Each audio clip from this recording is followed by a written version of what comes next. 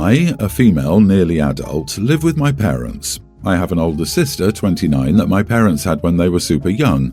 Like, I think my mom was 19 and my dad was 18. They didn't do a great job with her and she has a lot of problems. She is chronically unemployed and she is a thief. She has 2 kids that are okay. They also live with us because her boyfriend didn't want them around. I like the kids, but they're spoiled little brats my parents dote on to make up for being crappy parents to their mom. My parents won't let me put a lock on my door because it's their house and they don't want that. No problem. I talked to the kids and explained what would happen if they entered my room without permission. We have an understanding. Well, my sister broke up with her boyfriend and she needed a place to stay. I begged my parents not to let her stay with us. They declined, so I begged again for a lock for my door. No dice. I have to go to school, so I can only guard my stuff sometimes. When I came home on Friday, I found my car absolutely trashed and the side of it destroyed. My sister had gone into my room, found my spare key, and taken my car. I have a security cam and I have evidence. Then lost control on the ice after a day of eating crap and tossing fast food wrappers everywhere. She sideswiped a tree. When I saw my car, I was livid. I told my parents that I expected her to pay to fix it. They said she didn't have any money, so I said that I would call my grandparents. They helped me get the car and insurance. After talking with my grandfather, I returned to talk with my parents. I said the insurance would cover fixing or replacing my car depending on the damage, but that I would have to file a police report, and that my sister would probably be charged for stealing my car. They begged me to tell insurance that she had permission. I said nope. So rather than go through insurance, they're replacing my car, but they're using money that they'd set aside to take my nieces and me to Orlando next summer for my graduation. It's fine, I can do without seeing Disney World again, but my parents, sister and nieces are upset with me and saying that I'm an idiot for denying my nieces the opportunity to go on a vacation they have never had. I just asked them if a lock for my door would have been cheaper. Am I the idiot? Not the idiot, and you still need a lock. But curious as to if your parents even know about the security cam. Totally don't blame you for getting one, but just checking because if they don't allow you a lock, they might not permit a security camera. Those aren't really related in her parents' minds. A camera doesn't allow her to be alone with a boy or get away with smoking or something. Play stupid games and win stupid prizes. Your parents could go the cheaper route and send your sister to jail for grand theft and teach her they won't always bail her out. Then no ruined vacation either. They're all wrong. It's not your fault that the vacation is no longer a possibility. Your sis was the cause of that, enabled by your parents. They can all blame themselves. Honestly, I don't think your sister will learn her lesson until she faces direct consequences like prison. It could be the best thing for her in the long run. Get therapy, a GED, or just learn that being a lying, entitled twit will get you pummeled in the cafeteria. It could be a positive for her going forward. If they began to raise their 29-year-old, she might actually grow up in her 30s. OP, tell your parents. Honestly, the more I think about it, the more I think that we should just report it to the police and let the chips fall where they may. After all, sister did steal my car, and you are right that it's not fair to nieces to miss the trip because sister decided to break your trust and the law. And the last thing I want is to be responsible for my nieces missing out, so let's just report it to the police. While I understand families deciding to handle situations like this within the family rather than reporting it to the authorities, that is dependent on the wrongdoer being genuinely sorry for their mistake. But your sister isn't sorry, not even a little. Otherwise, she would recognize that her choice took the trip away from her children and not be constantly trying to guilt or blame you. Update. Hey, I just got home from school. There's a deadbolt on my bedroom door, and my mom gave me a key. She says that she's keeping the other one for emergencies. I agreed as long as it was only for emergencies, and I showed my sister the video of her stealing my car keys. She knows I'm not kidding about making a police report. I, female 40s, live with my husband 40s and our daughter Laura, teen. I have a niece, Kelly, 26. I'm quite close with my siblings and their children, but in recent years I haven't seen much of Kelly as she's moved to another city that's around 3 hours away. Kelly has been around more often with the holidays coming up, and a few days ago I hosted a family dinner, and she came along. The next day, I got a phone call from Kelly. She's furious and tells me that Laura had stolen her AirPods. I asked her what the heck she was talking about, and she said that she had her AirPods in her handbag in our dining room and now her AirPods were gone. She said that Laura was acting suspicious and being guilty. I hadn't noticed anything, but there was a bit of an unrelated drama at the dinner, so I was distracted. I told Kelly I'd talk to Laura and then call her back. I talked to Laura. She immediately denies stealing the AirPods. She said she'd been nowhere near Kelly's handbag and that it's not like she doesn't have her own headphones. I can usually tell when Laura is lying, and she's never stolen things in the past, so I'm likely to believe her. I know I'm biased because she's my daughter, but I know her very well. I called Kelly back a few hours later and told her that I didn't know what happened to them, but Laura had definitely not stolen her AirPods. Kelly insisted that Laura stole her AirPods and told me my husband and I must buy her a replacement. I told Kelly that that's just not the case and that I'm sure they'll turn up. Kelly even told all our extended family that Laura stole her thing and that she's a liar and a thief, and I'm enabling it. The day after that, I got a text from Kelly telling me that she'd found her AirPods and that they were in her car the whole time. Kelly seemed to think it was really funny, but I told her that I really didn't appreciate that she jumped straight to calling my daughter a thief when she misplaced her own AirPods. I told Kelly she wasn't welcome back in my home after the stunt she's pulled. Kelly got really upset and accused me of trying to cut her out of the family and being too harsh on her. So now my siblings are mad at me for banning Kelly from my house and saying I'm being horrible and bullying her. So am I the idiot? Not the idiot. An adult woman accused her teen cousin without hesitation. She just automatically went for the jugular without any proof. She should be embarrassed, and the family members letting her behaviour slide are idiots as well. Also, you can track the AirPods on Find My app. I wouldn't want her in my home after what she did.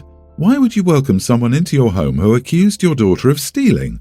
She turns her unfounded accusation into a full-blown family drama, only to find out they'd misplaced the item and treat it all as a joke. No thanks, you're just protecting your family from another incident. A public, heartfelt apology to OP's daughter is barely the beginning if Kelly wants to make amends. No, public apologies serve to make a show for others, not to make right or wrong. Kelly needs to make a direct personal apology to OP's daughter and publicly retract her accusations and maligning of her daughter. I could be very wrong, but I have a feeling Kelly just wanted to find someone to replace her lost AirPods. After all, without proof, why would she immediately think Laura took them and not ask if she left them there? Laura's also an easier target, being a teen.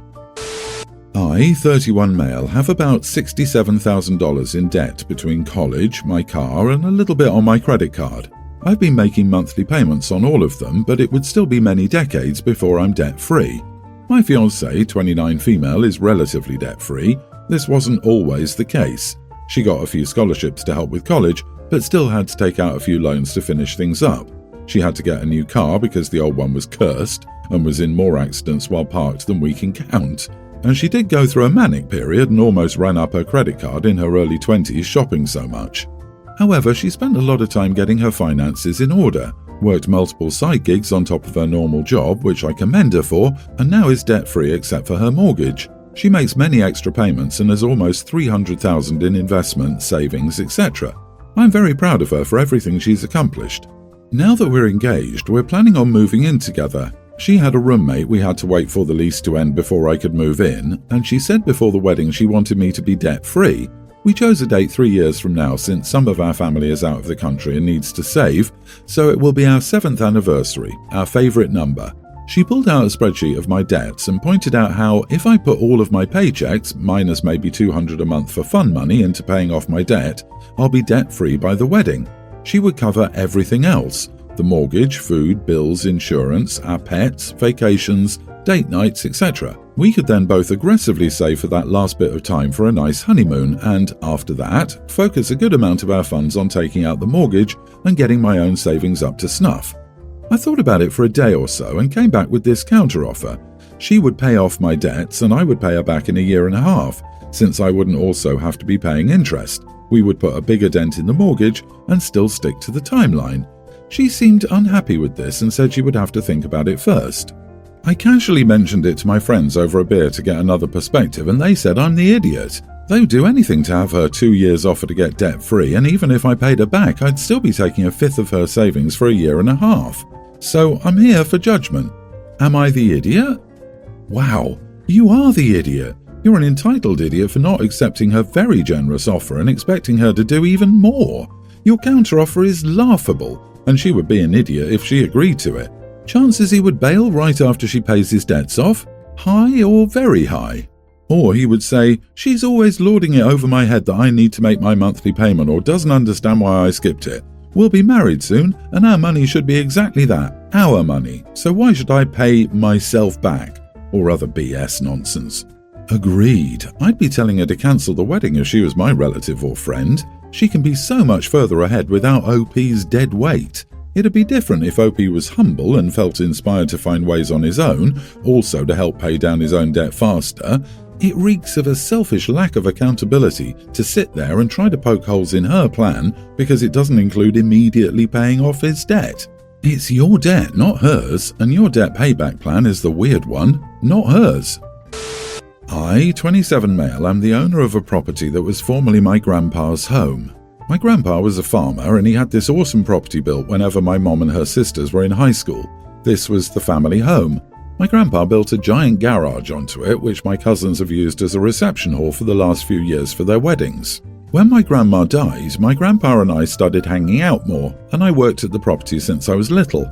I'm the only grandson he had. All my cousins on my mum's side are girls. In 2018, my grandpa passed away and he left the property to me. This caused a bunch of drama in the family, but I know exactly why my grandpa did it. My grandpa was not a perfect person. He was very old-fashioned. He hated divorce and was very traditional. His beliefs clashed with his daughters. He wanted to hand his farm down to a son. He didn't have any, and none of my aunts married the type of dudes he liked, so I became the de facto option. My grandpa especially disliked how my aunts were in their relationships because he preached commitment. On the other hand, that man loved and was loyal to my grandma. My cousin, 28 female, is getting married this fall. While at my parents' house, my aunt goes, "Well, the reception will be at the house." I told her nobody had talked to me yet. She said that since every other cousin had had their reception there, it should be a tradition. I said sure, but they all asked me and I wanted them there. Unfortunately, her daughter didn't ask me and I don't support the wedding. It's a legit reason. This is my cousin's second wedding. I'm not even close with her. We differ politically, so I have her muted on social media. I didn't even know she was engaged. This cousin and I hardly speak. Also, this is her second marriage. She cheated on her first husband with this dude who was also married. My grandpa would never approve of that or want that on his property. Also, I would have to be involved in the setup and cleanup if it's at the house. I don't care to sacrifice my time. If she wants to rent the property and my time, she can pay me a premium for the short notice, but I'm not doing it for free. I explained this all to my aunt and my cousin. They both threw a fit and tried having my mom talk to me. She tried pulling the family card and guilting me about my cousin having no money. I said my cousin had no money because of her divorce. It's a sham wedding and her dad wouldn't support it, and she knows that. There was a reason that her dad didn't entrust the property to his own kids. I said all my other cousins have been good people, so I was willing to help. But this cousin and aunt are rude. My mom said I wouldn't be invited to Christmas most likely then. I said, okay, find another venue while you're at it. The house is the hangout spot for Christmas. My dad is calling me an idiot, but I need an impartial judgment. Am I the idiot? Everyone's the idiot here. You suck for using your grandpa's misogynistic and bigoted views as an excuse for not wanting your family to use your home. And if you agree with his views, you're the idiot for that too. Your aunt sucks for just expecting you to be okay with having a wedding and reception at your house without asking. Your mom sucks for thinking she can just uninvite you to a gathering in your own home. At this point, your whole family needs help. I agree up until the point where OP mentions that the cousin getting married is wedding her affair partner. I think that's a legitimate thing to shame. Screw cheaters. That's a good enough reason to deny their use alone. OP can be an idiot for his views on marriage, gender roles, etc., but not the idiot for the specific situation at hand in denying his entitled, crappy family member use of his property. He can be both. Disagree. OP, you are the idiot, though your family is acting a bit entitled.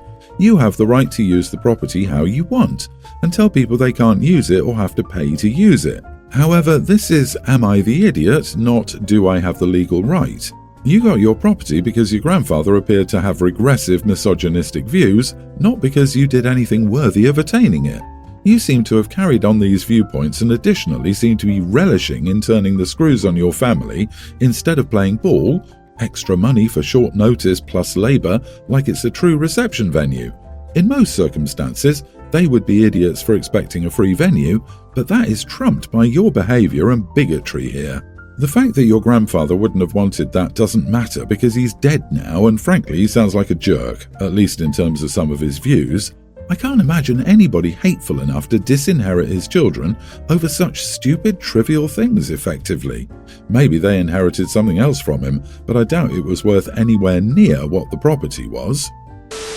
I, 35 male, have a daughter pre-tween and a son tween with my ex-wife. I recently got engaged to my fiancée, 23 female. 2 days ago was my son's birthday. The kid stayed with me, but unfortunately I had to go to another city for work and couldn't spend the day with him. This also happened for my daughter's birthday a few years ago, so I let them go to their mom's home because I didn't want her to be alone for her birthday. Well, my fiancé suggested spending the day with the kids this year, and I thought it would be a good idea. They like her, and it's a good chance to bond with her even more, so why not? From what I heard, the kids enjoyed it. However, my ex is really angry. She called me an idiot because she thought the kids should have spent the day with her, not my fiancé. Then she blew up at me and said many rude things about me and my fiancé. I think she's being unreasonable because it was the kids' time with me, so I get to decide what to do, not her. You are the idiot, it was the kids' time with you and you weren't there. Given it was your son's birthday, you should have checked with the ex to see if she wanted to spend time with him that day. Put your kids first. Would you think a kid would like to spend their birthday getting to know someone new, or with another parent who knows their interests and can make their birthday special? Did you ask your son how he wanted to spend his birthday since it was technically your time with them and you were not available to be with them? He's old enough to decide something like that. You definitely should have asked him if you didn't. I see why your ex is mad.